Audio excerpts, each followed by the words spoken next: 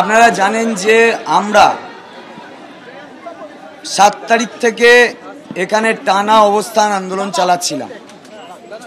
এই অবস্থান আন্দোলনের কারণ কি ছিল?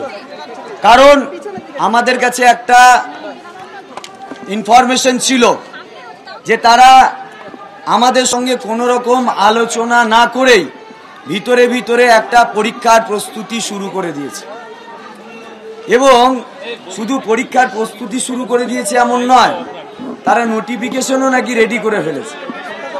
আমরা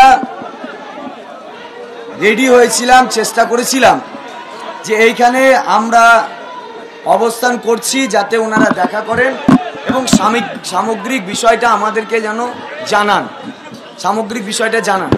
কারণ আমরা এর আগেও দেখেছি প্রতিশ্রুতি ভঙ্গের একটা কাহিনী আমরা শুনেছি। আমাদের বলা হয়েছিল যে যখন তারা রিভিউ ফাইল করবেন তার আগে ড্রাফট সম্পর্কিত সামগ্রিক আলোচনা আমাদের সঙ্গে করেননি। চুপি চুপি রাত্রের অন্ধকারে তারা আমাদেরকে না জানিয়ে তারা রিভিউ পিটিশন করে দিয়েছিল। সেই জায়গায় দাঁড়িয়ে আমরা আবারও যখন জানতে পারলাম পরীক্ষার প্রস্তুতি, তখন আমরা আবার অবস্থান করলাম, কিন্তু দীর্ঘদিন হওয়ার পরেও আমাদের সঙ্গে কোনো রকম কমিউনিকেট করা হয়নি। আমরা একটা বিষয় স্পষ্টভাবে জানিয়ে দিতে চাইছি যে দীর্ঘ 7 বছর ধরে আমরা চাকরি করছি, আমাদের বিরুদ্ধে কোনো রকম অভিযোগ নেই, এবং তারপরেও আমাদের যে চাকরিটা গেল সেখানে আমাদের মূল দায়ী স্কুল সার্ভিস কমিশন এবং রাজ্য সরকার। তাই এই চাকরির জন্য আমরা দ্বিতীয়বার কোনো পরীক্ষা দেব না, এটা আমাদের স্পষ্ট ডিক্লারেশন।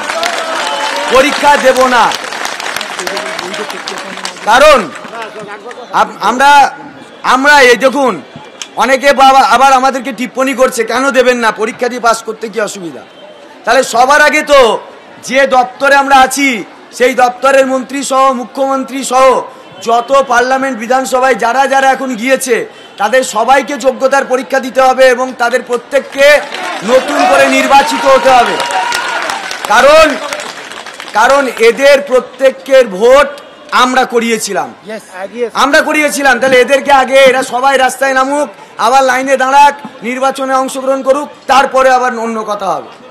তাহলে আমরা পরীক্ষা দেব না, এটা হচ্ছে আমাদের ফার্স্ট এবং অদ্বিতীয় দাবি আজকে।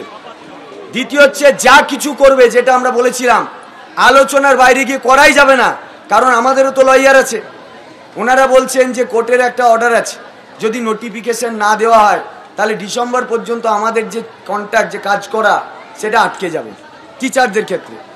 তো সেক্ষেত্রে সেই পলিসিটাও যদি করতে হয় তাহলে আমাদের সঙ্গে জানেন না, আমাদের ওর থেকেও ভালো পথ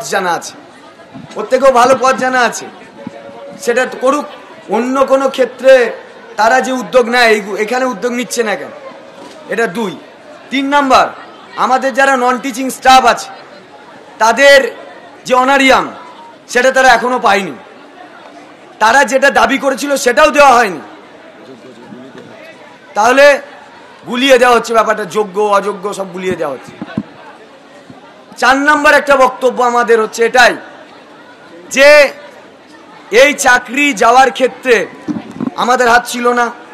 যাদের কারণে চাকরি গিয়েছে রিভিউ পিটিশন থেকে তারা আমাদের জিতিয়ে আনবেন, এবং আনতেই হবে তাদেরকে।